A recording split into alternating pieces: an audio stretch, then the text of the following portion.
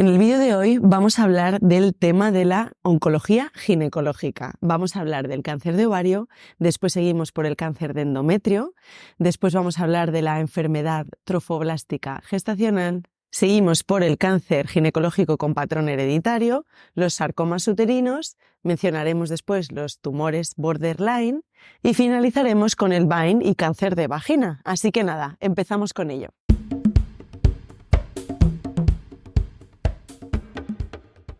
Empezamos con el cáncer de ovario. El cáncer de ovario es la segunda neoplasia ginecológica más común y es la primera causa de muerte por cáncer ginecológico en países desarrollados y la tercera más frecuente en países en desarrollo, con una incidencia aproximada de 10 de cada 100.000 mujeres y una edad media de aparición de unos 63 años, aunque puede ser de aparición más temprana en síndromes hereditarios de cáncer de ovario. Y es el cáncer ginecológico que se asocia con mayor mortalidad. La etiopatogenia está poco clara y la teoría más aceptada hasta ahora en el caso de los tumores epiteliales es la teoría de la ovulación incesante. Se fundamenta en el hecho de que cada ovulación va a producir un daño menor en el ovario que repetidamente, ocurrido ciclo a ciclo, podría originar una transformación maligna. Por otro lado, algunos tumores se originan en las células del epitelio de las trompas de Falopio, siendo estos más agresivos y de peor pronóstico que los tipos más comunes. Hay algunos factores de riesgo para el cáncer de ovario. Tenemos la edad avanzada, sobre todo a partir de los 50 años, cuando ocurre una menarquia precoz por debajo de los 12 años o menopausia tardía más allá de los 52 años. También cuando existen mutaciones genéticas asociadas a síndromes heredofamiliares, siendo más conocidas la mutación de los genes BRCA1, BRCA2 o el síndrome de Lynch, que es el síndrome de cáncer colorectal hereditario no polipósico. Por otro lado, la nuliparidad.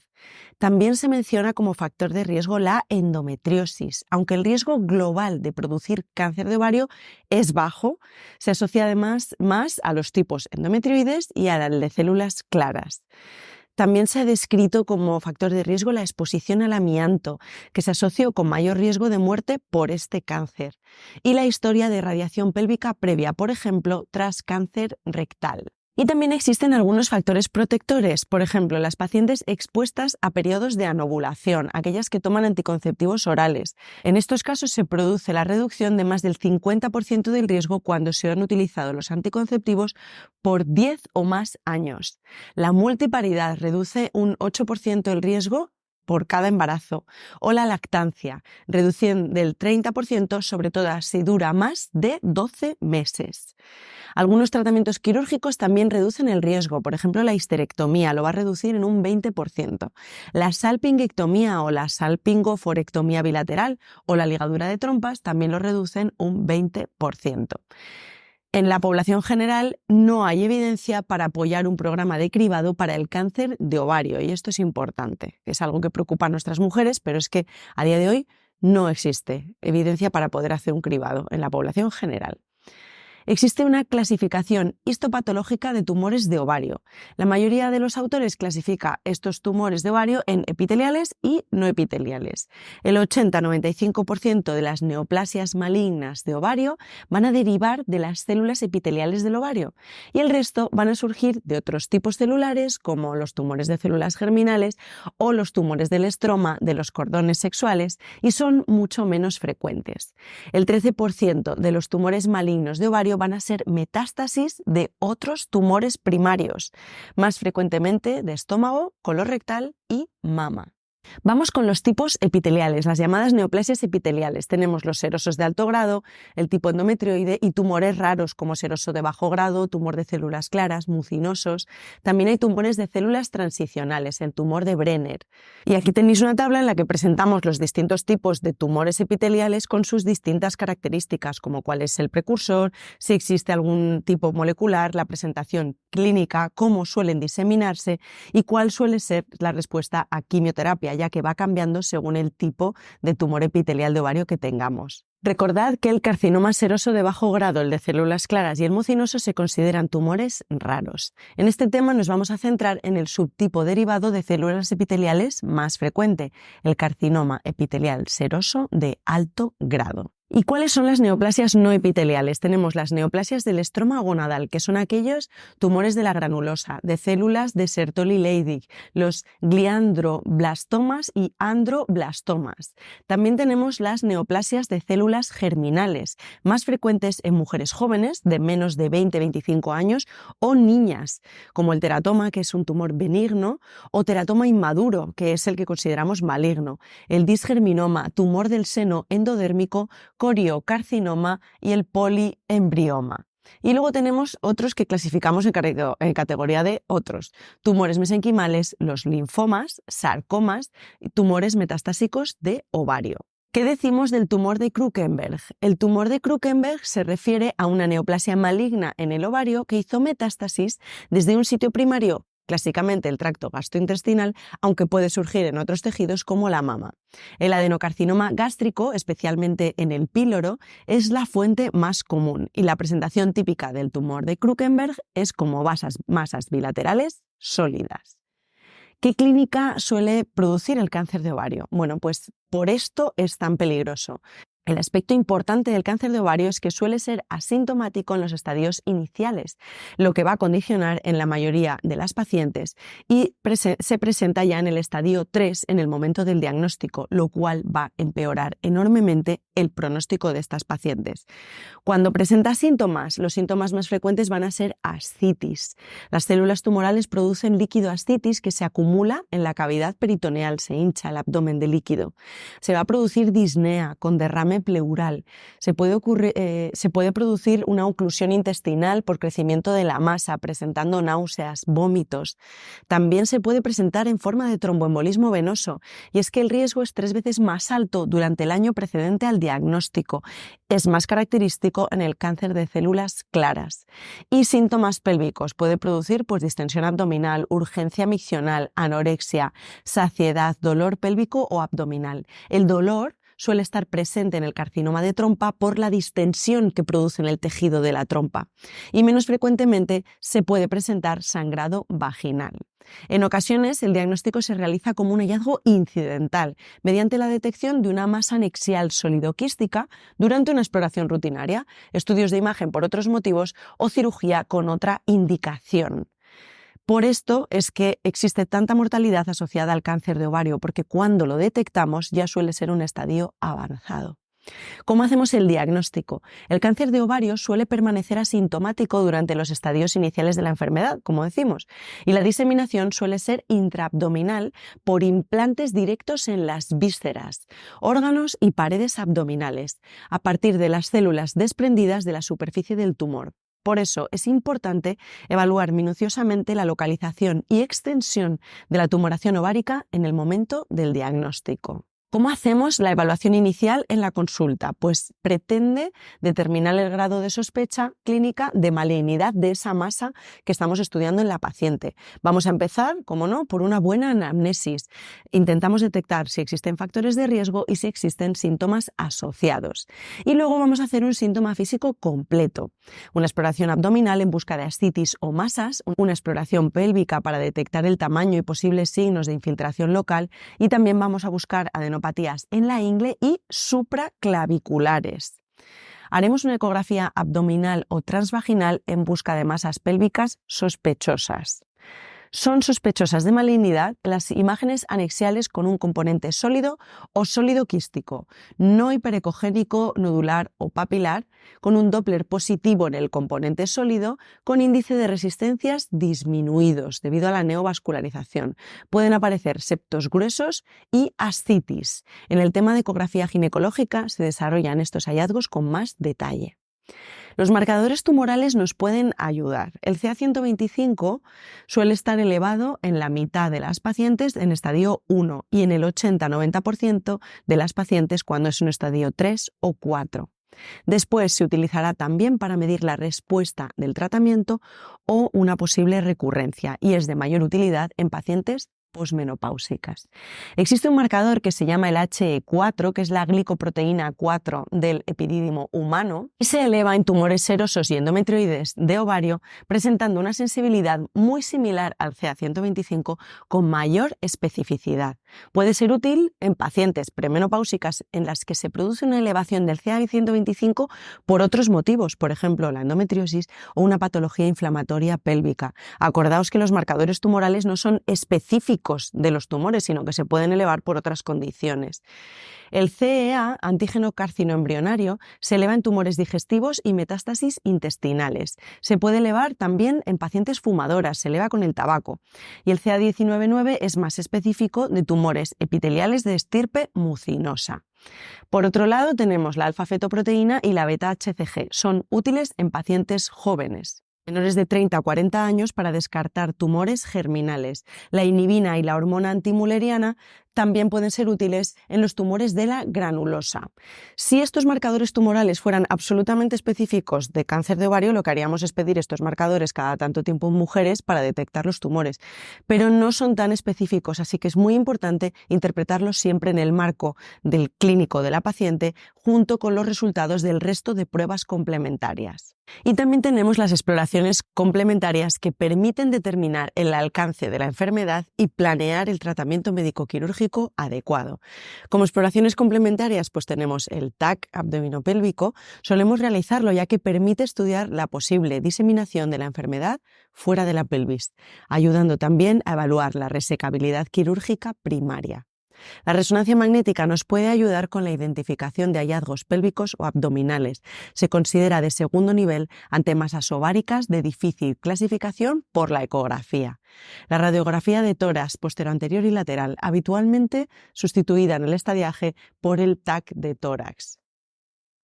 La biopsia guiada por imagen se restringe, por el riesgo de diseminación, a los casos con enfermedad extrapélvica para confirmar la histología antes del tratamiento quimioterápico en pacientes no candidatas a cirugía de inicio, lo que llamamos neoadyuvancia.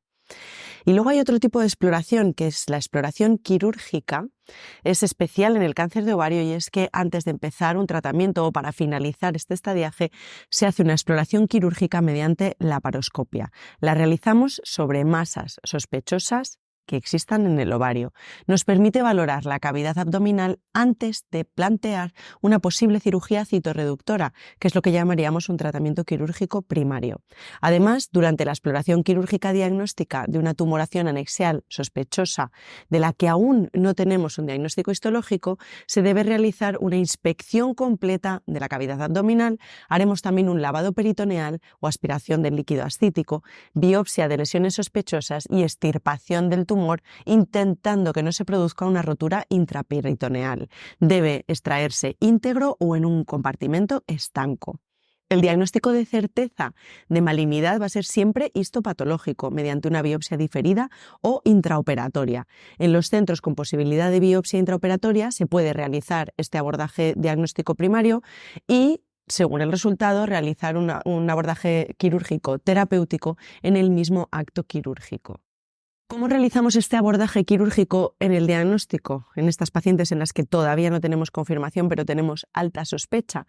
En los estadios iniciales el abordaje quirúrgico se puede realizar por laparoscopia o laparotomía, que se considera el gold estándar, sin que exista un impacto en la supervivencia, siempre que se realice de una manera completa. Durante la cirugía se debe evitar romper la tumoración o la cápsula para evitar la diseminación. Junto al objetivo de extraer adecuadamente el tumor y cualquier tipo de enfermedad residual resecable, la cirugía posee un papel determinante en la estadificación de la enfermedad. Por tanto, se debe realizar un abordaje quirúrgico amplio mediante laparotomía, que es el gold estándar, o laparoscopia, que será aceptable en estadios precoces, y, si es posible, un manejo endoscópico por cirujanos experimentados.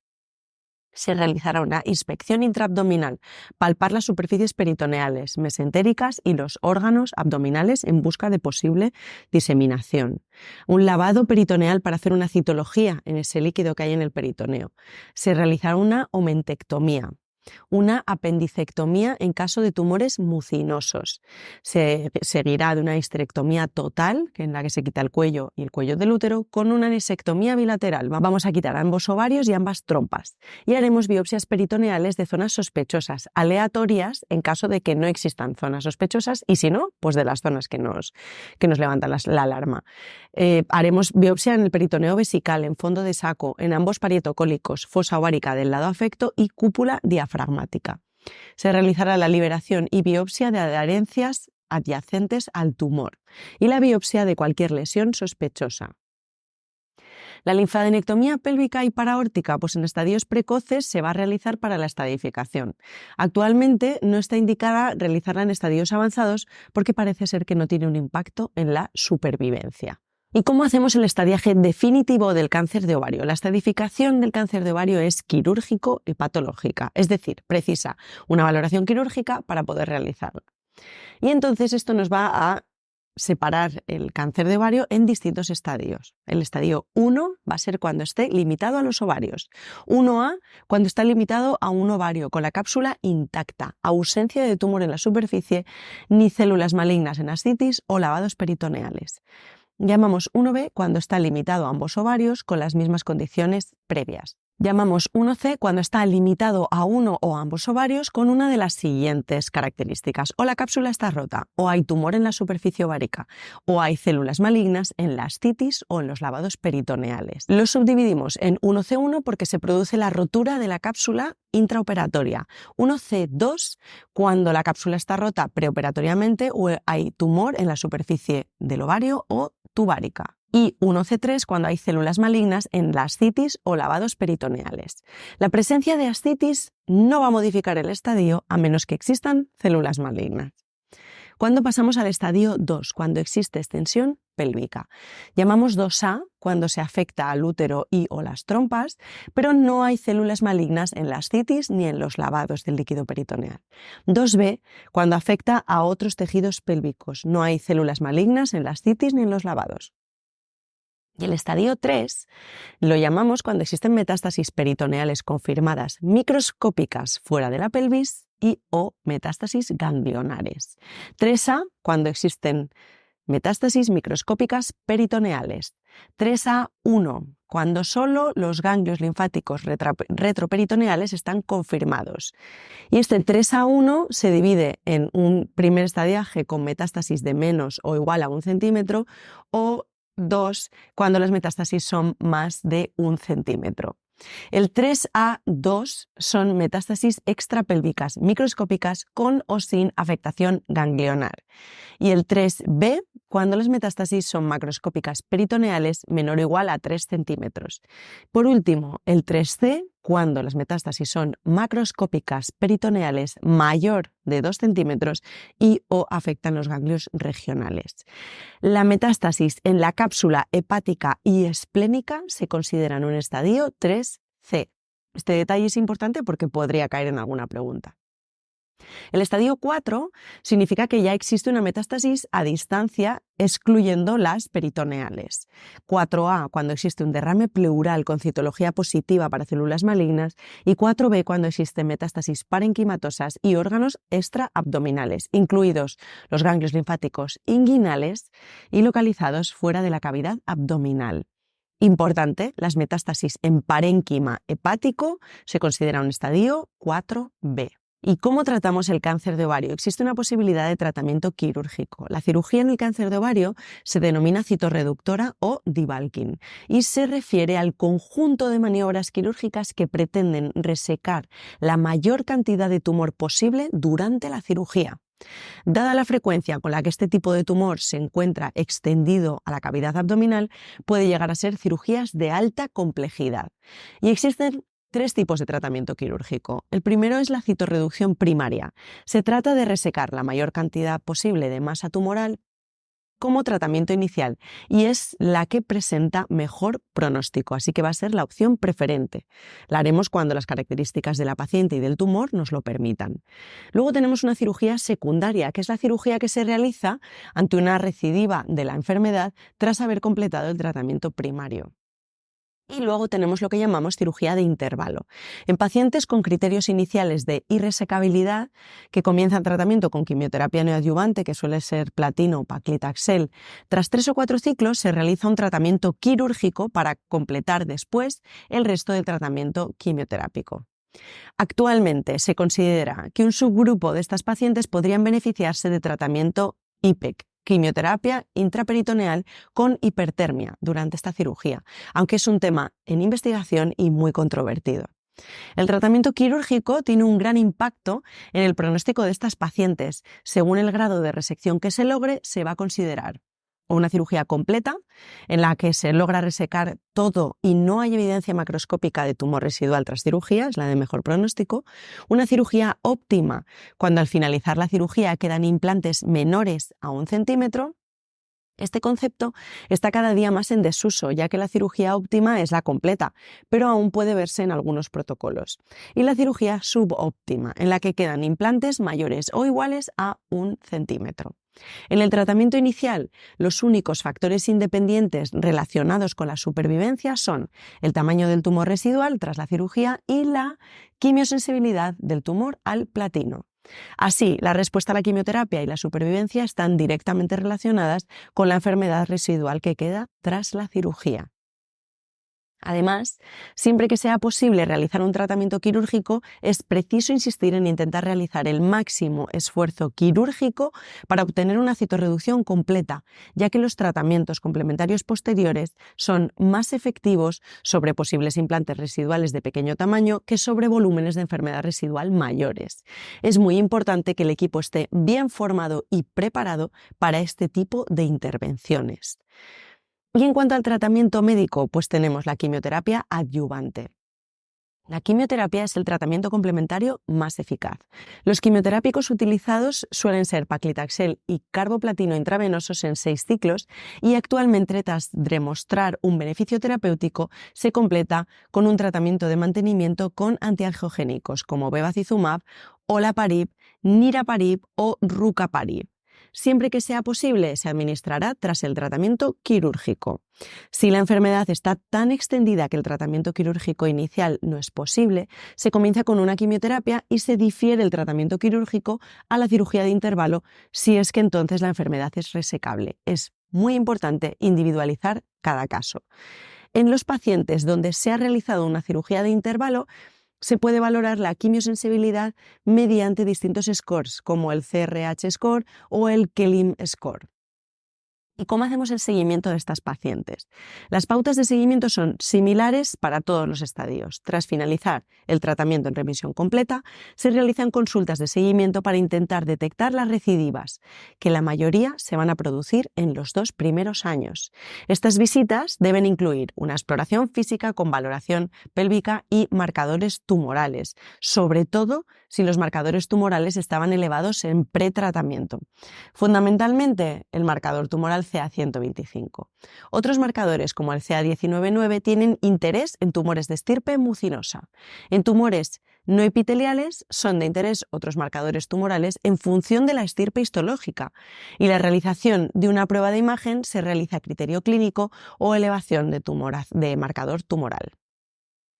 La supervivencia global a 5 años es del 40%, pero depende muchísimo del estadio que tiene la mujer en el diagnóstico. Si lo diagnosticamos en un estadio 1 va a llegar a un 90%, en un estadio 2 un 65%. Fijaos que si lo diagnosticamos en un estadio 3 baja a un 40%, siendo solo de un 20% en caso de que el diagnóstico sea en estadio 4.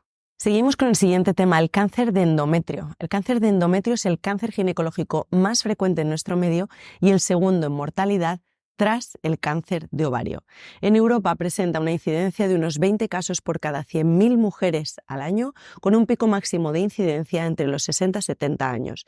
Se suele diagnosticar en estadios iniciales con buenas tasas de supervivencia.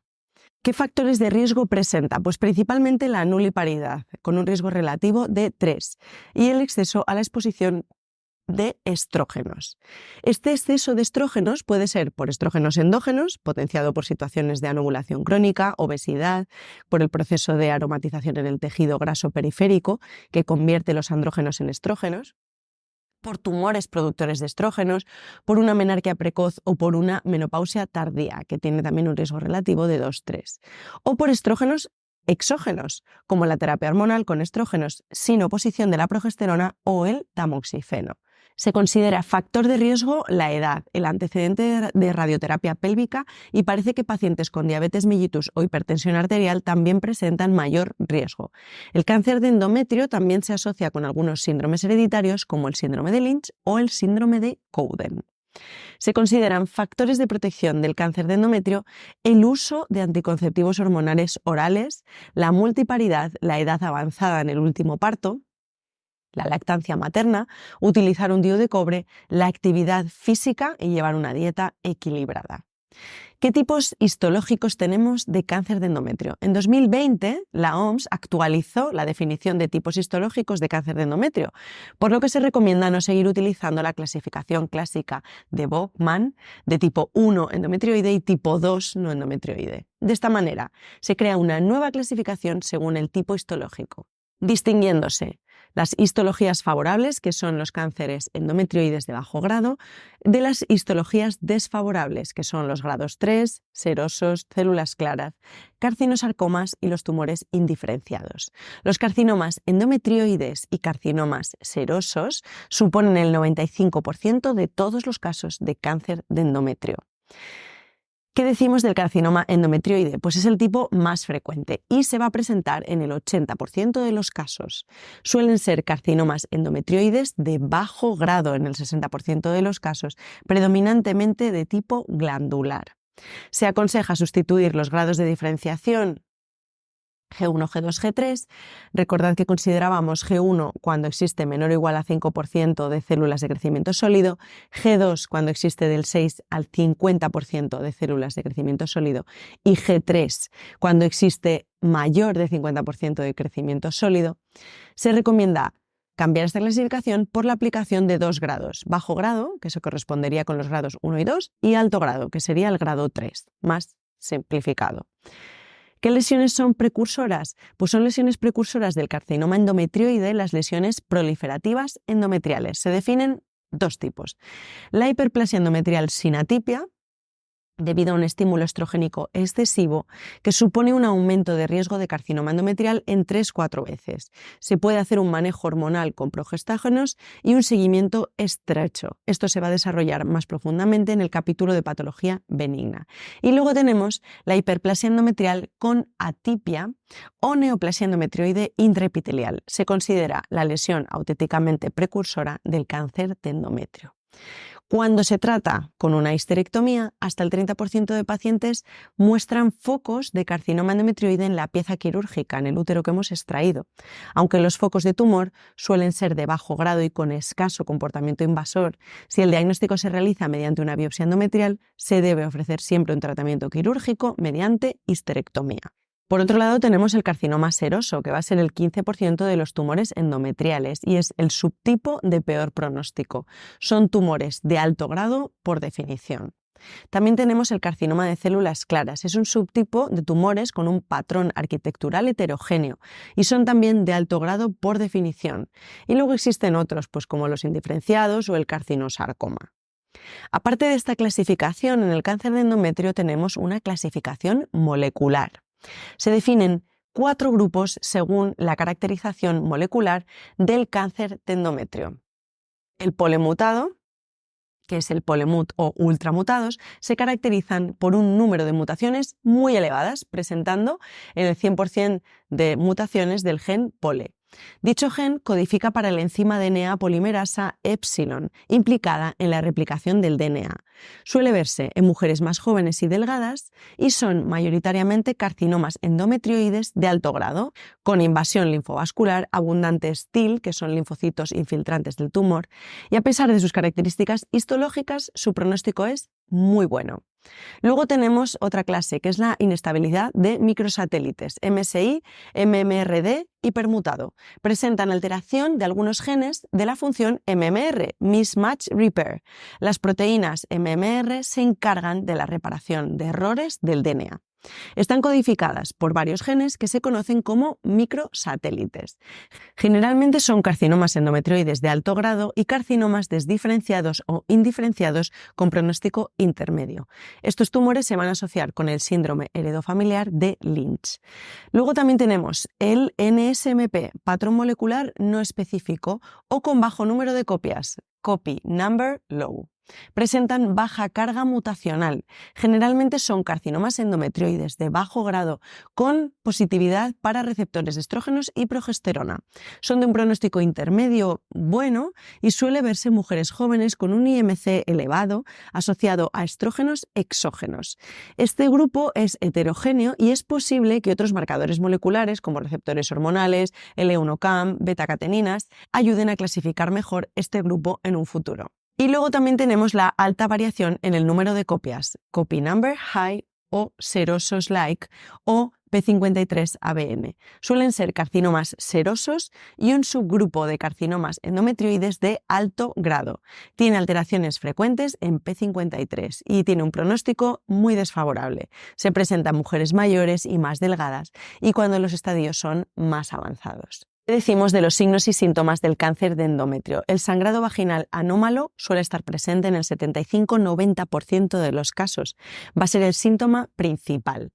Y en pacientes jóvenes se debe valorar si se trata de un spotting intermenstrual, menstruación más frecuente de lo normal o de mayor cantidad y duración que de lo habitual, así como si existen factores de riesgo asociados. En pacientes posmenopáusicas siempre se debe estudiar cualquier sangrado ginecológico, ya que un 9% de estos casos va a subyacer un cáncer uterino, un cáncer de endometrio. También se puede ver una secreción vaginal purulenta o piometra, la presencia de pus en el útero, en mujeres de edad avanzada. Otro hallazgo puede ser la detección de hallazgos sospechosos en la citología cervical de pacientes asintomáticas. ¿Y cómo lo diagnosticamos? En el proceso diagnóstico se debe realizar una anamnesis dirigida a detectar factores de riesgo personales y antecedentes familiares junto con una exploración ginecológica. Haremos una especuloscopia, un tacto vaginal para valorar el tamaño del útero o la enfermedad pélvica, o si se sospecha una lesión vaginal o más infrecuentemente infiltración de tabique rectovaginal y parametrios. Haremos una ecografía transvaginal que permite diagnosticar la patología orgánica endometrial como pólipos y miomas, así como medir el grosor del endometrio. Asimismo, una vez diagnosticado el carcinoma de endometrio, nos permite realizar una valoración de posible afectación anexial y valoración de una posible infiltración miometrial de la capa muscular del útero. La biopsia de endometrio por aspiración pues se debe realizar en mujeres posmenopáusicas con un grosor endometrial mayor de 3 milímetros que presentan sangrado o una sintomatología sospechosa persistente o que tienen una alta sospecha diagnóstica. La histeroscopia va a estar indicada cuando la biopsia endometrial es negativa o no es satisfactoria y persiste la clínica. La paciente sigue con sangrado. No se recomienda como un método diagnóstico de primera elección, aunque la histeroscopia y la toma de biopsia dirigida es la prueba más precisa de diagnóstico de patología endometrial. La estadificación preoperatoria o clínica va a permitir una valoración adecuada de la enfermedad para individualizar el tratamiento que se va a realizar. Para esto utilizaremos pruebas como la resonancia magnética, nos va a servir para valorar el grado de invasión miometrial, la radiografía de tórax y una analítica completa. El TAC se recomienda en casos con sospecha de enfermedad avanzada o tumores de alto grado, ya que permite valorar si existe además enfermedad extrauterina. Y no se recomienda la determinación rutinaria de marcadores tumorales como el CA125 o el HE4, ya que no se ha podido establecer si presentan alguna utilidad clínica ni cuáles podrían ser los valores de corte. El diagnóstico definitivo del cáncer de endometrio es anatomopatológico. En la población general, a excepción de las mujeres portadoras de un síndrome hereditario relacionado con el cáncer de endometrio, no se ha demostrado que ninguna pauta de cribado sea eficaz para reducir la mortalidad por cáncer de endometrio. Por este motivo, por el momento, no existe indicación médica de realizar una ecografía rutinaria en mujeres no portadoras asintomáticas. ¿Y cómo hacemos la estadificación del cáncer de endometrio? La estadificación es útil para conocer el estado de extensión tumoral en el momento del diagnóstico, para ayudar a predecir el pronóstico y definir el tratamiento más beneficioso. A la antigua clasificación se ha incorporado la clasificación molecular y la invasión linfovascular.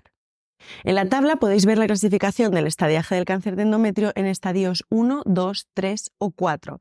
El estadio 1A es aquel en el que la enfermedad está confinada al útero, llamamos 1A1 cuando está confinado al endometrio o en un pólipo y son histologías no agresivas, 1A2 cuando infiltra menos del 50% y son histologías no agresivas, y 1A3 cuando es de bajo grado, afecta al útero y al ovario, pero bajo algunas condiciones. En el estadio 1B va a haber una infiltración mayor del 50% y también van a ser histologías no agresivas, y en el estadio 1C son histologías más agresivas o G3 cuando se encuentran en un pólipo o cuando están confinadas en el endometrio. En el estadio 2 existe un poco más de extensión, llamamos 2A cuando afecta al estroma cervical, histologías no agresivas, llamamos 2B cuando existe una infiltración linfovascular positiva, y estadio 2C cuando existe una histología agresiva o G3 con cualquier infiltración miometrial. En el estadio 3, llamamos estadio 3A1 cuando afecta al ovario o las trompas, estadio 3A2 cuando afectan a la subserosa o exceden la serosa uterina, vamos a llamar estadio 3B1 cuando afecta a la vagina o parametrio, 3B2 cuando afecta al peritoneo pélvico y 3C cuando ya afecta a los ganglios, 3C1 cuando afecta a los ganglios pélvicos y 3C2 cuando afecta a los ganglios paraórticos. Y en el estadio 4 ya va a haber una infiltración más allá del útero. En el 4A se va a afectar la mucosa vesical o intestinal, en el 4B puede haber metástasis intraabdominales y en el 4C ya va a haber metástasis a distancia. ¿Cómo vamos a hacer con el tratamiento quirúrgico? El tratamiento quirúrgico del cáncer de endometrio precoz se basa en la histerectomía total y la doble anesectomía, acompañada o no de una valoración ganglionar, en función de la estratificación de riesgo preoperatoria, que debe incluir información de la estirpe y grado tumoral, así como la infiltración miometrial. En tumores de bajo riesgo no es preciso realizar una valoración ganglionar, pero si existe disponibilidad de la biopsia del ganglio centinela, esta sí se aconseja. En riesgo intermedio se aconseja biopsia de ganglio centinela o linfadenectomía al menos pélvica, si la biopsia del ganglio centinela no está disponible o si no existe detección, y en casos de alto riesgo, en las guías españolas todavía es objeto de controversia la sustitución de la linfadenectomía pélvica y aórtica por la técnica de la biopsia selectiva de ganglio centinela, pero en guías europeas, ESGO y americanas este cambio sí está aceptado. La histerectomía va a ser total y además haremos una anesectomía bilateral. El tratamiento quirúrgico del cáncer de endometrio se basa en la extirpación del útero, de ambas trompas y ovarios. En estadios iniciales se recomienda un abordaje mínimamente invasivo, puede ser mediante laparoscopia o mediante cirugía robótica. Y en los estadios avanzados se recomienda el abordaje mediante laparotomía, con el objeto de realizar una citorreducción completa y que no quede enfermedad residual. La linfadenectomía pélvica y aortocava, la extirpación de las cadenas ganglionares en la zona pélvica y aortocava, no ha demostrado tener un valor terapéutico en los estadios iniciales y además no está exenta de efectos adversos como linfocele y linfedema. Por lo tanto, la linfadenectomía se realiza con fines de estadificación, ya que permite clasificar a las pacientes en grupos de riesgo para decidir el tratamiento adyuvante y debería reservarse a las pacientes con riesgo de enfermedad ganglionar. El ganglio centinela. Su estudio es una alternativa a la linfadenectomía, con mejor capacidad diagnóstica, pero menor morbilidad intra y postoperatoria. Para estadios iniciales, los tumores confinados en el útero muestran una sensibilidad para detectar diseminación metastásica del 96%, con un valor predictivo negativo del 99,7%.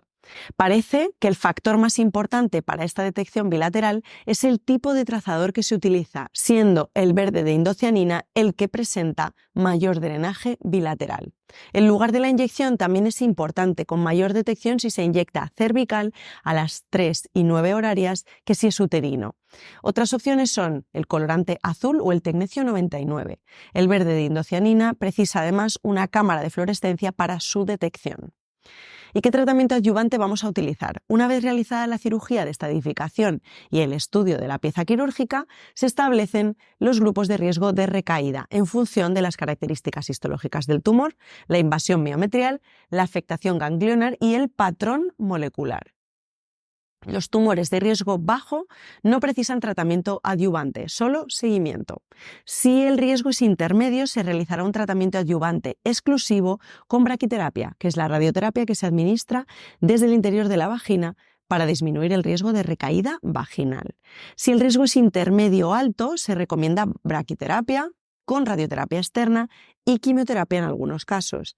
Y la quimioterapia se va a reservar para casos de alto riesgo en combinación con la radioterapia externa y la braquiterapia.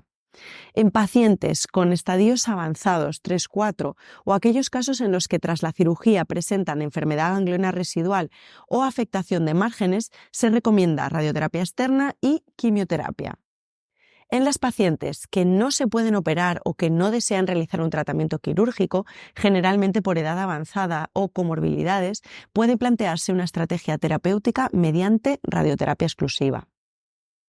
Si tampoco son tributarias de tratamiento radioterápico, otra opción a considerar podría ser la hormonoterapia.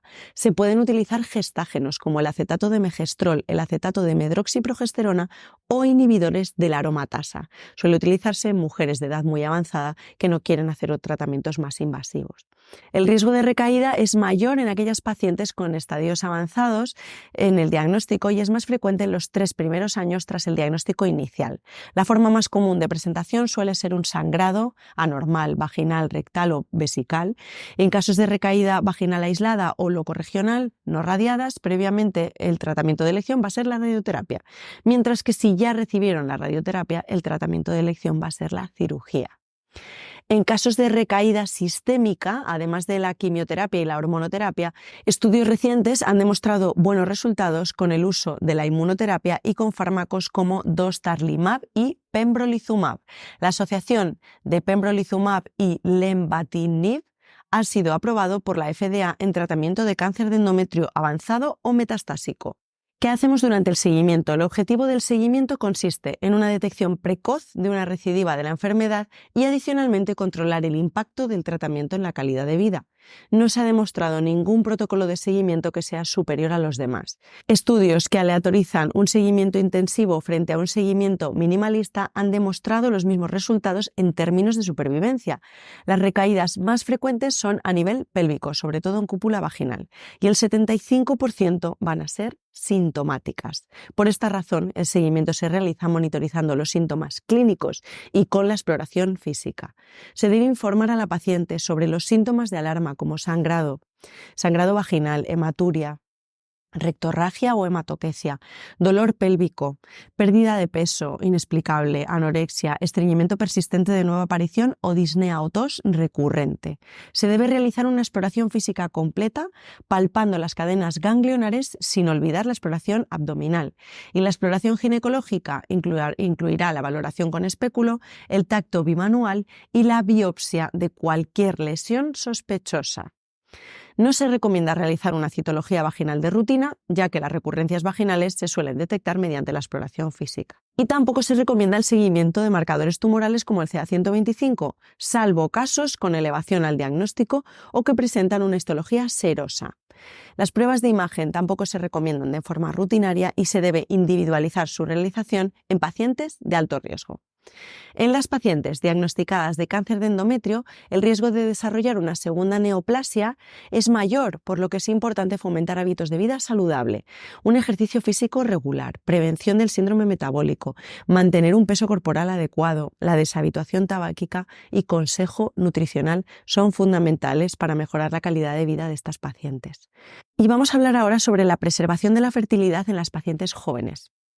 Y es que puede ofrecerse un tratamiento que preserve el útero en aquellas pacientes jóvenes con deseo genésico por cumplir que pueden realizar un seguimiento y control muy estrecho, aceptando siempre los riesgos.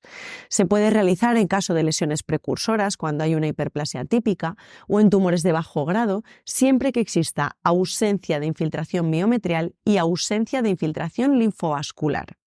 Se ofrece en estos casos un tratamiento con gestágenos o con análogos de GnRH, pero es el tratamiento combinado mediante la resección histeroscópica seguida de gestágenos la que alcanza respuestas del 90 al 95% frente al 75% sin resección.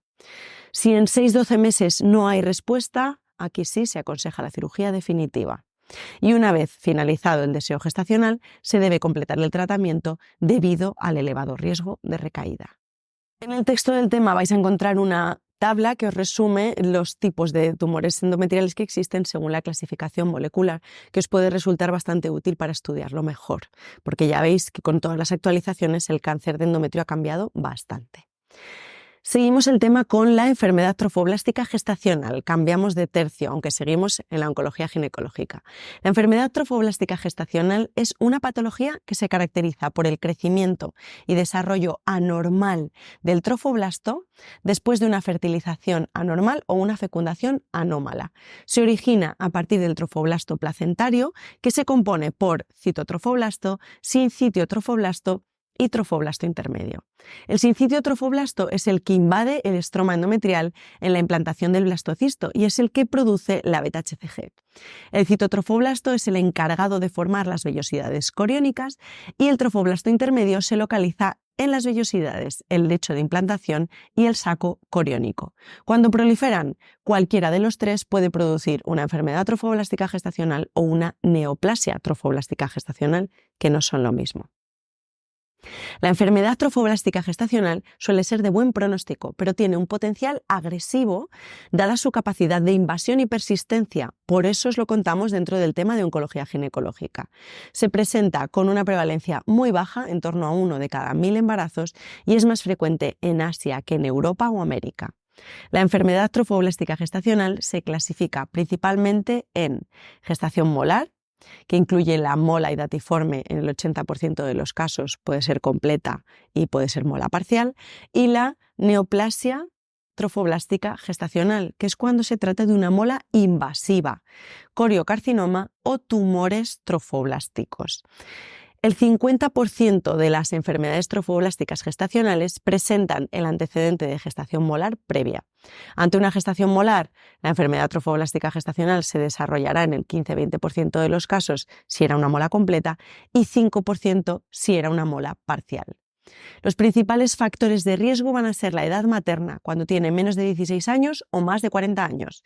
El antecedente de una gestación molar previa también es un factor de riesgo. Y también el antecedente de gestaciones molares repetidas aumenta el riesgo de neoplasia trofoblástica gestacional. Muy bien, pues vamos a hablar de la gestación molar, de la mola hidatiforme.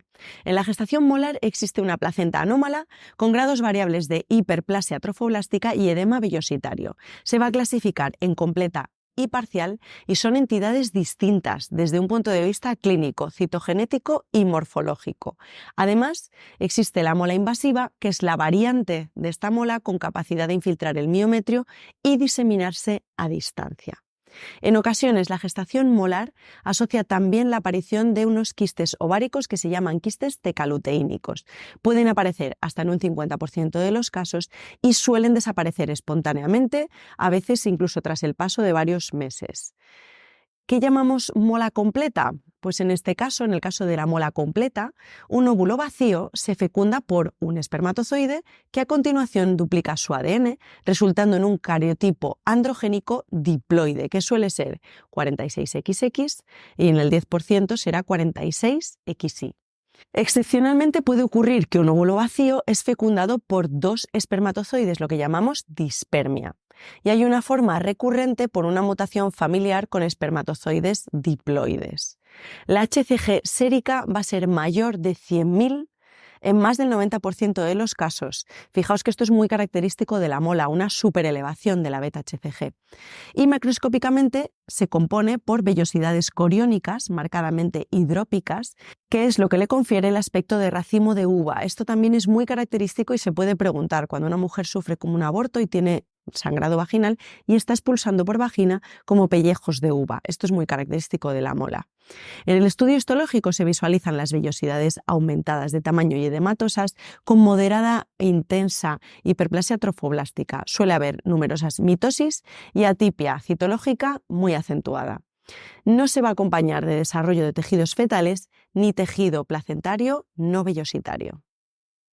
Y seguimos con la mola parcial. En la mola parcial los síntomas son escasos, aunque suele presentarse con un sangrado vaginal o un aborto subclínico incompleto al final del primer trimestre o inicio del segundo. El útero no suele estar aumentado de tamaño y raramente asocia hiperemesis o hipertiroidismo bioquímico.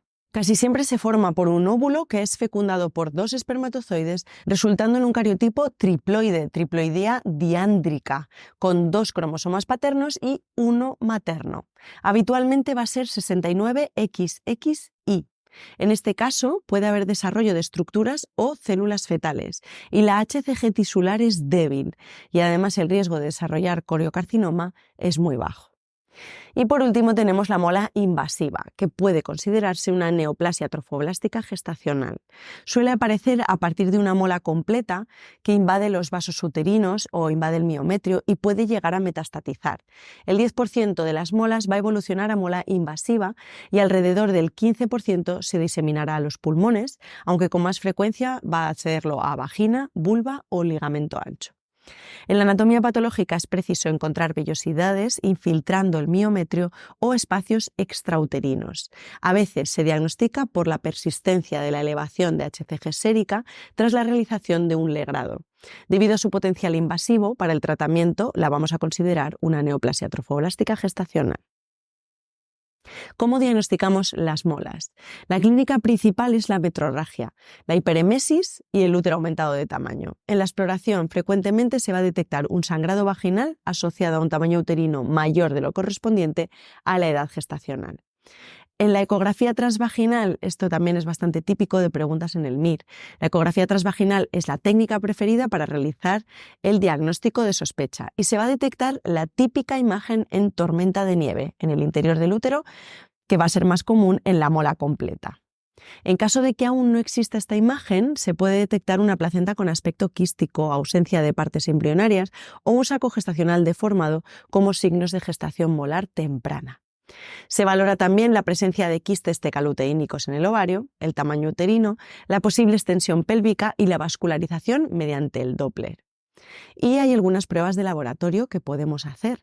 La elevación de la hormona beta-HCG en un valor desproporcionado respecto a la edad gestacional es muy característica. Suele alcanzar valores mayores a 100.000 miliunidades por mililitro y también se debe solicitar un perfil básico y tiroideo.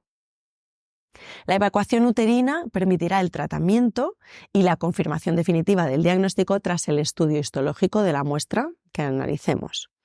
¿Y cómo tratamos la mola? Pues se debe realizar siempre un legrado uterino por aspiración, preferiblemente bajo control ecográfico para comprobar la vacuidad uterina. No se recomienda la administración de prostaglandinas vaginales o fármacos uterotónicos antes de la evacuación uterina por el teórico riesgo de diseminación a cavidad abdominal a través de las trompas en caso de que se produzcan contracciones uterinas. Y las pacientes con un grupo sanguíneo RH negativo se les debe administrar la vacuna inmunoglobulina anti-D intramuscular. ¿Qué seguimiento hacemos en la mola? Pues el seguimiento es fundamental para diagnosticar precozmente un posible desarrollo de neoplasia trofoblástica gestacional y poder instaurar un tratamiento tempranamente. Se realiza determinando cuantitativamente los niveles de HCG sérica. Si tras la evacuación uterina la HCG ha descendido sustancialmente, se deben realizar controles hormonales midiendo la HCG semanalmente hasta confirmar 3 controles negativos. Antes de buscar una nueva gestación se deben esperar entre 6 y 12 meses y durante ese periodo se pueden utilizar anticonceptivos hormonales. Cuando los niveles de HCG se mantienen estables o se elevan de manera mantenida tras la evacuación, se plantea el diagnóstico de neoplasia trofoblástica gestacional, más frecuentemente tras la mola completa. Y hablamos a continuación sobre la neoplasia trofoblástica gestacional. La enfermedad trofoblástica gestacional, que es de lo que acabamos de hablar ahora, es una patología que se caracteriza por el crecimiento y desarrollo anormal del trofoblasto placentario. Y en algunas ocasiones este desarrollo anormal de la placenta le confiere la capacidad de invadir los tejidos y producir metástasis.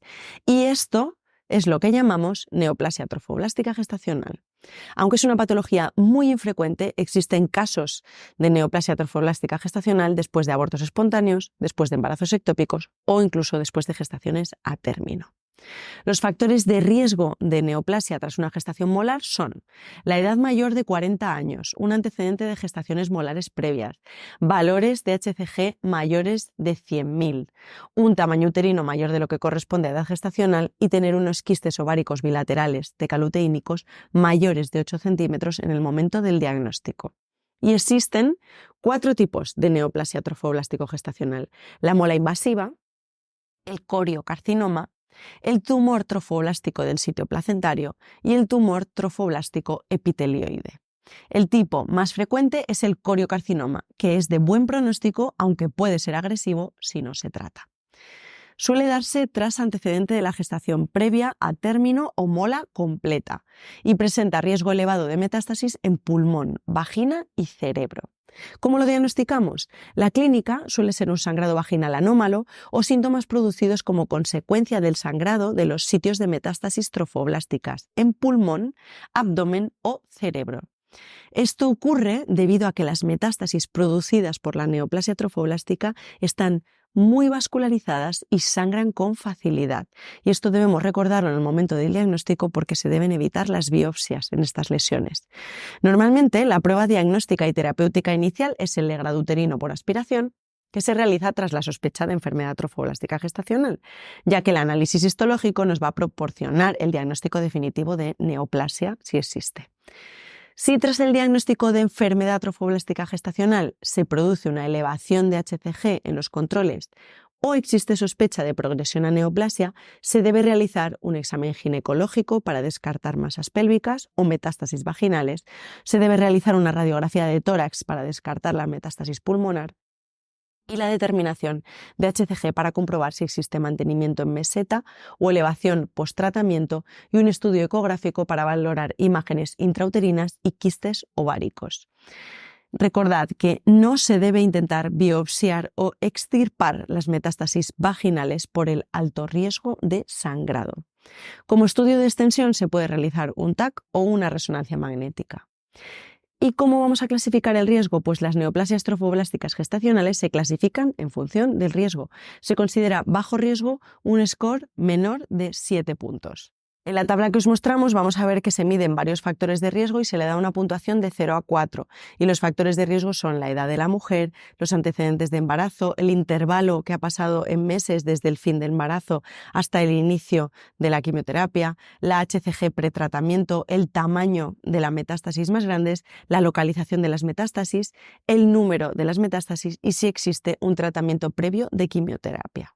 ¿Cómo vamos a realizar el tratamiento de la neoplasia trofoblástica gestacional? Pues en tumores de bajo riesgo suele utilizarse monoterapia con metotrexate asociado a ácido fólico para evitar la toxicidad. En tumores de alto riesgo está indicada la quimioterapia múltiple. Lo llamamos los modelos EMACO, que funcionan combinando el etoposide, el metotrexate, la actinomicina D y la ciclofosfamida y vincristina. Cuando existe resistencia, se puede además utilizar inmunoterapia con pembrolizumab. En estadios iniciales, una alternativa a la quimioterapia puede ser la histerectomía. Debe existir enfermedad confinada al útero sin deseo de preservación de fertilidad y también puede ser una opción cuando el descenso de la hormona HCG en el seguimiento no es el adecuado. Raramente va a ser necesaria la resección quirúrgica de las lesiones metastásicas. ¿Y cómo hacemos el seguimiento de la neoplasia trofoblástica gestacional? Pues se va a realizar mediante determinaciones seriadas semanales de HCG. Estos valores hormonales nos van a ayudar a determinar si la respuesta al tratamiento es favorable. Cuando se considera que existe una curación completa, se espacian las determinaciones hasta completar un periodo de 12 meses. El examen físico y la ecografía transvaginal van a complementar el seguimiento sin que por el momento exista evidencia de que mejoren la probabilidad de detectar recurrencias. Durante este periodo de seguimiento se aconseja utilizar un método anticonceptivo y no intentar gestación hasta completar un año tras la remisión completa. Seguimos con unas pinceladas del cáncer ginecológico hereditario, y es que en la mayoría de mujeres que tienen un cáncer de mama o de ovario, esto es importante, tenéis que saber que se trata en la mayor parte de los casos de un cáncer espontáneo que no va a ser hereditario. Aproximadamente el 6% de los casos de cáncer de mama y el 20% de los cánceres de ovario van a ser causados por variantes patogénicas en BRCA, pero la inmensa mayoría de los cánceres serán no hereditarios. Principalmente existen dos síndromes de cáncer hereditario relacionados con cánceres ginecológicos: el síndrome de cáncer de mama y ovario hereditario relacionado con la mutación BRCA y el síndrome de Lynch o cáncer colorectal hereditario no polipósico. El estudio de estas mutaciones, cuando existe indicación por los antecedentes familiares o personales, ayuda a seleccionar a mujeres inicialmente sanas que presentan un riesgo aumentado de cáncer. Y el estudio de las mutaciones puede ayudar también a elegir la mejor opción terapéutica en pacientes que ya están afectadas de cáncer y sabemos que tienen mayor riesgo para presentar cáncer en la otra mama o en el ovario. Entonces, ¿cuáles son los síndromes hereditarios que se asocian con cáncer ginecológico? Pues tenemos el cáncer de mama y ovario hereditario, BRCA1 o BRCA2, que aumenta la posibilidad de tener cáncer en la mama o en el ovario. Tenemos el síndrome de Lynch, que aumenta la posibilidad de tener cáncer de ovario, endometrio, colon y estómago. Tenemos el síndrome de Li-Fraumeni, que puede aumentar el cáncer de mama o que asocia cáncer de mama en el 50% y también va a asociar sarcomas de cáncer cerebral, leucemias, meduloblastoma y cánceres adrenocorticales. Estas mujeres tienen un mayor riesgo de desarrollar tumores malignos secundarios en los campos de radiación, con lo que se tiene que tener en cuenta si la tratamos por un cáncer de mama, no radiar ese tejido. Tal vez sea mejor hacer una mastectomía y ahorrar la radiación en esa paciente. También tenemos el síndrome de Cowden, que asocia cáncer de mama en el 85%, endometrio o colon, y el síndrome de Peutz-Jeghers, que asocia cáncer de mama en el 55%, ovario en el 20%, pero sobre todo asocia tumores del estroma en los cordones sexuales, colon, como amartomas, intestino delgado y páncreas. Y además puede asociar lesiones pigmentadas mucocutáneas muy características en el 95% de los casos. Vamos con el síndrome de cáncer de mama y ovario hereditario, el que llamamos BRCA. Este está causado por la mutación en los genes BRCA1 y BRCA2. Es de herencia autosómico dominante. Esto significa que hay un 50% de posibilidad de que los hijos de portadoras de BRCA1 o BRCA2 hayan heredado la variante de predisposición al cáncer. Estos genes codifican proteínas encargadas de reparar las lesiones del ADN y regular el ciclo celular o apoptosis. Por eso, cuando se dañan, se produce el sobrecrecimiento celular. Se relacionan con un riesgo acumulado alto de desarrollar cáncer de ovario y de mama, concretamente el de mama antes de los 50 años. Y los judíos askenazíes tienen mayor prevalencia de esta mutación. Para el BRCA1, el riesgo de desarrollar cáncer es 65% para cáncer de mama y entre el 40 y 60% para el cáncer de ovario y un 0,21% para cáncer de mama en el varón. En portadoras de BRCA1, la aparición de enfermedad es más temprana que en las portadoras de BRCA2. Para portadoras de BRCA2, el riesgo de desarrollar cáncer de mama es algo menor, del 45%, también es menor el riesgo de desarrollar cáncer de ovario, que está entre el 11 y 20%, y el cáncer de mama en el varón está entre un 2 y 7%. ¿Qué hacemos en estas pacientes? Pues se les ofrece una cirugía profiláctica. En mujeres portadoras de una mutación BRCA1 o BRCA2, la salpingoforectomía bilateral, que es la extirpación de ambas trompas y ambos ovarios, va a reducir el riesgo de cáncer de ovario en un 80-90% y se puede recomendar a partir de los 40-45 años. La mastectomía bilateral profiláctica va a reducir el riesgo de cáncer de mama, lógicamente, aunque en un 90%. La decisión se basa en una preferencia personal, ya que disponemos de métodos de detección eficaces mediante la mamografía. ¿Y qué criterios tenemos en cuenta para la evaluación del riesgo? Pues los criterios clínicos para recomendar el estudio genético y determinar el riesgo que tiene una mujer y sus familiares están basados en la historia personal y familiar. La prueba genética se va a realizar en el individuo que tenga más probabilidades de dar positivo y solo si este individuo da positivo se va a estudiar al resto de familiares. Los criterios van cambiando según las guías y además son bastante estrictos. Solo se realizarán en aquellas personas que cumplan todos esos criterios. ¿Y qué seguimiento hacemos? Pues por el momento no se ha demostrado que el seguimiento mejore la supervivencia con respecto al cáncer de ovario en pacientes portadoras de mutación BRCA. A pesar de ello, vamos a realizar una exploración mamaria cada 6 meses, una mamografía anual y lo vamos a alternar con una resonancia magnética mamaria. Y haremos además una determinación sérica de CA-125 junto con una exploración ginecológica y ecografía transvaginal semestral. ¿Y qué decimos sobre el síndrome de Lynch, el cáncer colorectal hereditario no polipósico? Este síndrome es de herencia autosómica dominante con alta penetrancia. Se relaciona principalmente con cáncer de colon, entre un 50-82%, y endometrio, 25-60%, a edades tempranas. El riesgo del cáncer de ovario va a ser entre el 11 y el 24%. El síndrome de Lynch está producido por mutaciones en los genes reparadores de ADN, MLH1, MSH2, MSH6 o PMS2. Cada una de estas mutaciones tiene un riesgo diferente para endometrio, colon y ovario, así como otros tumores más infrecuentes como urológico alto, gástrico, intestino biliar, pancreático y cerebral.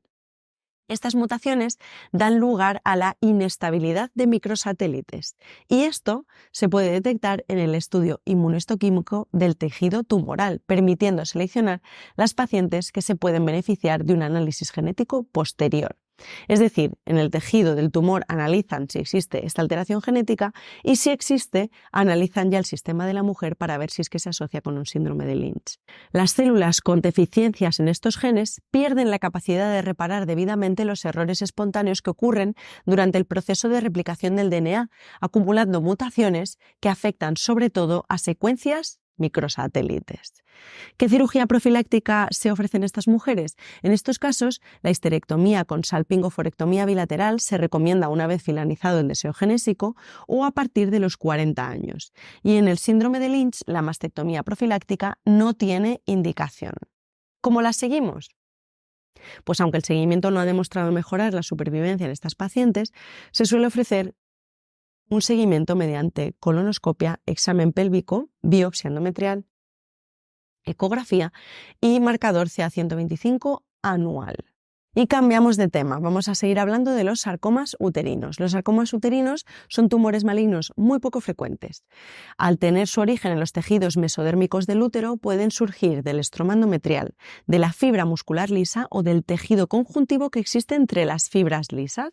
Son tumores de mal pronóstico con una supervivencia global de menos del 50% y se clasifican en leiomiosarcomas, sarcomas indiferenciados o sarcomas del estroma endometrial. Algunos de estos tumores presentan síntomas y el más frecuente es la metrorragia, en forma de sangrado uterino anormal o de sangrado posmenopáusico. Y también pueden presentar un flujo vaginal anómalo, distensión abdominal, dolor abdominal o síntomas urinarios y estreñimiento por compresión de la masa. En la exploración se puede detectar una masa, dolor abdominal a la palpación o un aumento rápido de los miomas o del tamaño uterino. La tríada típica va a ser un sangrado uterino anómalo con una masa polipoide que protruye por cérvix y miomas de crecimiento rápido. No obstante, en la mayoría de las ocasiones, sus síntomas son escasos y van a ser vagos e inespecíficos. Para el diagnóstico, se debe realizar de manera preferente una exploración física, con una biopsia endometrial, aunque su sensibilidad es baja, y una radiografía o un TAC de tórax para descartar posibles metástasis pulmonares, que es el principal lugar donde metastatizan los sarcomas. También van a ser útiles la ecografía ginecológica transvaginal, el TAC abdominopélvico o resonancia magnética para la valoración de enfermedad extrauterina. No existen marcadores tumorales específicos definidos, aunque se asocian a elevaciones de la LDH. Y habitualmente se establece una sospecha diagnóstica por la presencia de una masa uterina o un mioma con características atípicas, cuando existe una vascularización abundante o cuando vemos que es un mioma de muy rápido crecimiento. Ninguna de las pruebas de imagen va a permitir realizar un diagnóstico, ya que el diagnóstico va a ser siempre posoperatorio en el resultado anatomopatológico de la pieza quirúrgica. ¿Y cómo hacemos el tratamiento de los sarcomas? Pues si el tumor se valora como resecable con márgenes libres, se va a optar por un tratamiento quirúrgico mediante histerectomía total y doble anesectomía. Y en mujeres jóvenes y estadios precoces se podría valorar conservar ovarios, aunque si existe enfermedad abdominal o adenopatías patológicas, es preferible realizar una anesectomía. Si existe enfermedad fuera del útero resecable, se debe siempre extirpar. Y si el tumor está extendido, se considerará una enfermedad no resecable y algunas posibilidades en este caso van a ser una radioterapia externa, braquiterapia, quimioterapia u hormonoterapia. ¿Cómo seguimos los sarcomas? Pues el seguimiento tras el tratamiento De nuevo, no ha demostrado mejorar la supervivencia. Aún así, se realiza para intentar diagnosticar precozmente las recidivas y ofrecer un tratamiento temprano. Vamos a continuar hablando de los tumores ováricos borderline. Son tumores ováricos de bajo potencial de malignidad. Tienen un excelente pronóstico. Muestran proliferación papilar y atipia nuclear, pero sin invasión destructiva del estroma. Los más frecuentes van a ser los serosos y los mucinosos. En cuanto a la clínica y el diagnóstico, los síntomas son muy inespecíficos. Pueden dar dolor abdominal o sensación de presión pélvica. El marcador tumoral CA125 puede ser normal o estar discretamente elevado.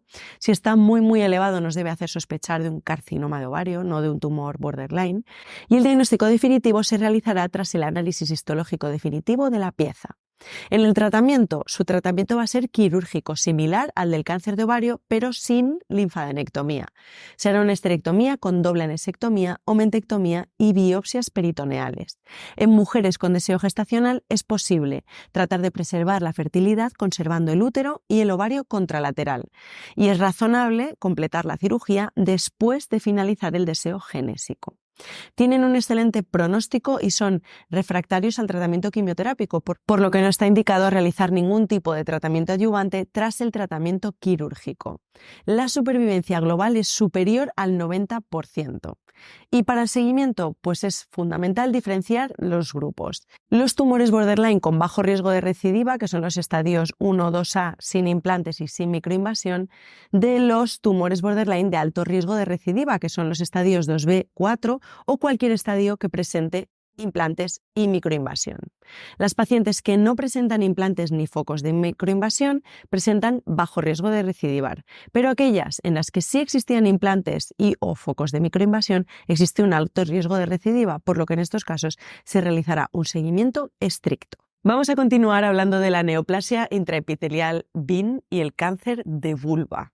Y es que existen unas lesiones premalignas de vulva, las lesiones escamosas intraepiteliales vulvares o SIL, anteriormente denominadas neoplasia intraepitelial vulvar, BIN, son un grupo de afecciones premalignas de la vulva, es decir, son lesiones con gran potencial de malignización que todavía no muestran invasión y que todavía no se consideran cáncer y que puede que incluso no lo lleguen a desarrollar nunca. Son muy poco frecuentes y actualmente no existen métodos de detección de cribado para SIL vulvar o carcinoma vulvar. La prevalencia es mayor en mujeres premenopáusicas que posmenopáusicas y la edad media del diagnóstico es de 46 años. El cuello uterino, la vagina, la vulva, el ano y los 3 centímetros inferiores de la mucosa rectal comparten el mismo origen embriológico y todos son susceptibles a agentes exógenos similares como la infección del VPH. Por eso, los SIL en este área pueden ser multicéntricos, con focos de enfermedad afectando a más de un órgano. El diagnóstico es histológico mediante biopsia de zonas sospechosas en la exploración o en la colposcopia. Y un poco de la terminología. La clasificación más reciente divide el SIL vulvar en lesión intraepitelial escamosa de bajo grado o LSIL de la vulva, anteriormente denominada BIN1, y esto va a incluir el LSIL vulvar, los condilomas acuminados y las verrugas anogenitales. No se considera una lesión premaligna. Esta lesión se considera una manifestación benigna de la reacción de la piel a la infección por el VPH, generalmente de bajo riesgo el 6 y el 11, y suele ser autolimitada y resolverse en 1 o 2 años. Y luego tenemos la lesión intraepitelial escamosa de alto grado, el HSIL de la vulva, anteriormente conocida como BIN2 y BIN3. Esta sí se considera una lesión premaligna y se asocia a infección por VPH de alto riesgo, como el 16 o el 18.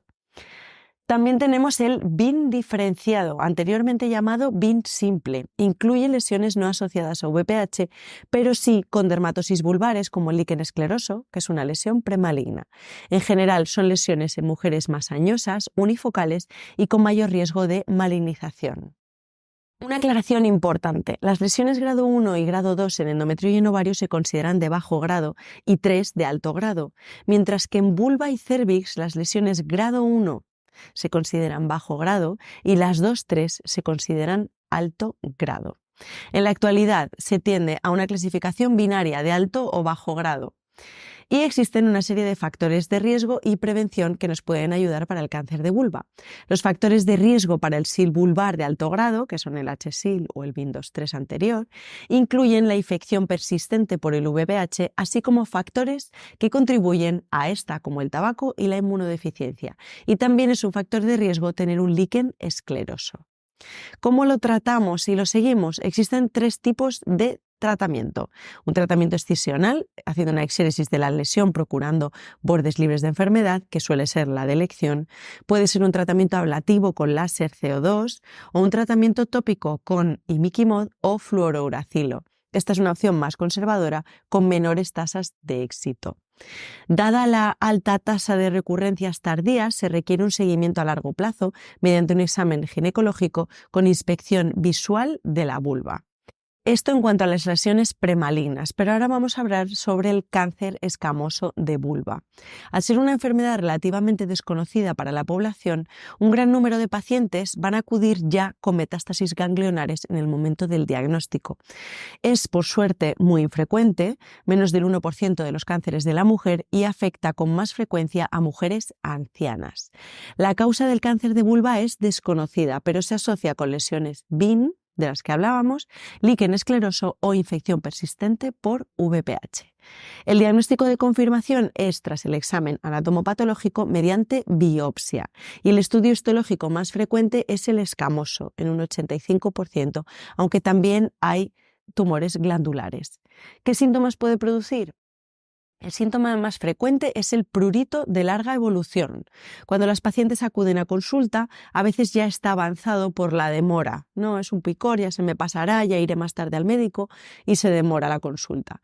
Puede producir ulceraciones, sangrados o masas inguinales por los conglomerados adenopáticos. Según la localización, también podría debutar con dolor, por ejemplo, si se localiza próximo al clítoris o a la uretra. ¿Y cómo se diagnostica?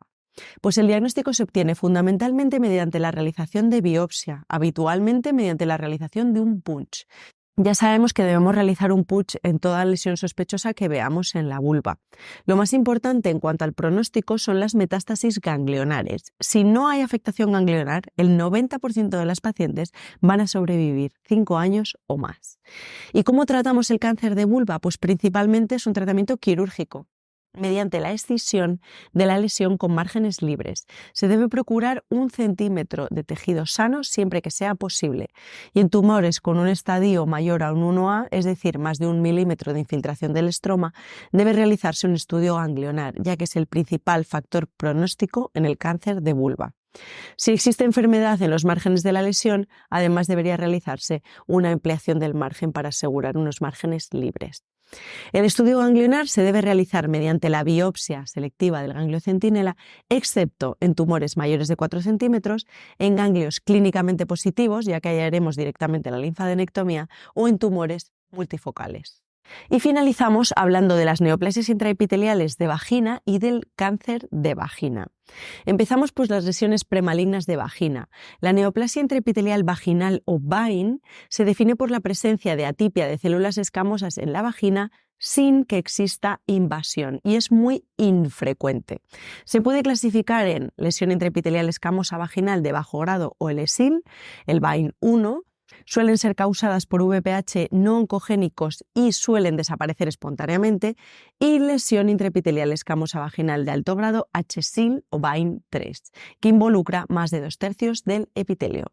Las lesiones VIN 2 se deben reclasificar o en 1 o en 3, según sean más de bajo grado o de alto grado. El diagnóstico es histológico mediante biopsia, bajo anestésico local en muchas ocasiones, de lesiones sospechosas que encontraremos en la exploración o en la colposcopia. Y existen algunos factores de riesgo, principalmente el VPH. El virus del papiloma humano es la causa más común de VIN en más del 90% de los casos. Las mujeres expuestas al dietilestilbestrol en la vía intrauterina a menudo tienen metaplasia escamosa de vagina, y estas pacientes además pueden tener adenosis vaginal atípica o adenocarcinoma de células claras.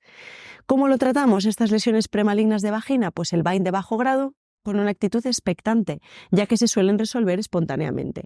En mujeres posmenopáusicas se suele asociar con cambios atróficos y pueden responder a tratamiento con estrógenos tópicos. En VINE de alto grado, sí se van a tratar por el mayor riesgo de progresión a carcinoma de células escamosas de vagina. Hay varias opciones de tratamiento. Se puede hacer una excisión quirúrgica de la lesión, una ablación con láser CO2 o una terapia tópica con imiquimod o fluorouracilo y radioterapia como última opción. Igualmente, estas lesiones se deben seguir dado el grado de progresión a cáncer.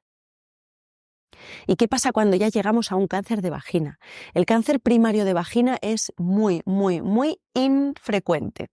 La mayoría de las lesiones malignas vaginales van a ser metastásicas y suelen venir de otros tumores primarios como el endometrio, el cérvix, la vulva, ovarios, mama, recto y riñones, y pueden ocurrir por una extensión directa o por diseminación linfática o hematógena. Así que recordando, una lesión maligna en vagina principalmente será una metástasis de otro tumor primario y en algunas ocasiones podrá ser un tumor primario de vagina, pero mucho más infrecuente. Se cree que la mayoría de los casos están relacionados con la infección del virus del papiloma humano, por lo que comparte factores de riesgo con el cáncer de cuello de útero. Sin embargo, el epitelio vaginal es más estable que el cervical, no está tan en constante cambio, que el epitelio cervical, como sabéis, sufre una metaplasia constante, por lo tanto, el epitelio de la vagina es menos susceptible a los virus oncogénicos. De nuevo, la exposición durante la vida intrauterina al dietilestilbestrol también es un factor de riesgo que puede provocar adenocarcinomas de células claras, tanto cervicales como vaginales. El sangrado vaginal va a ser el síntoma más frecuente, aunque muchas mujeres permanecen asintomáticas. En caso de sangrado suele ser un sangrado poscoital o posmenopáusico. También puede haber un flujo vaginal acuoso, sanguinolento o maloliente, y en ocasiones se puede referir sensación de masa vaginal y otros síntomas urinarios o gastrointestinales. ¿Cómo hacemos el diagnóstico? Pues el diagnóstico definitivo, como en todos los casos de cáncer, va a ser histológico, mediante una biopsia vaginal. El tipo histológico más frecuente en cáncer de vagina es el carcinoma de células escamosas, pero también se presentan el melanoma, el sarcoma, el adenocarcinoma y otros tipos histológicos. ¿Y cómo lo tratamos? Pues es tan poco frecuente que no existen ensayos aleatorizados que definan el tratamiento, así que el tratamiento se debe individualizar en cada caso. Se pueden utilizar el tratamiento excisional quirúrgico, la radioterapia y la quimioterapia. Y con esto terminamos el bloque de oncología ginecológica. Espero que os haya servido para aprender. Ya sabéis que tenemos más capítulos preparados para estudiantes en Aula Ginecología Students. Nos seguimos viendo en los siguientes capítulos.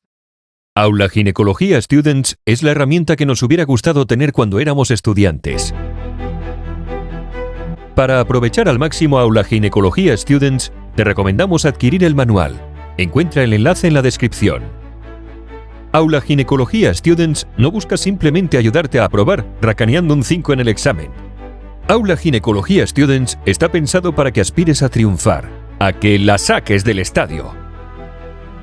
Nuestro objetivo, además, es que desarrolles un conocimiento profundo que perdure a lo largo del tiempo y que así te sea útil para el MIR en el futuro. Para estudiar un nuevo capítulo en Aula Ginecología Students, sigue estos pasos. 1. Dedica 5 minutos a hojear el capítulo, lee los títulos y observa los gráficos. Este paso es crucial, ya que te preparará para lo que vas a enfrentar. 2.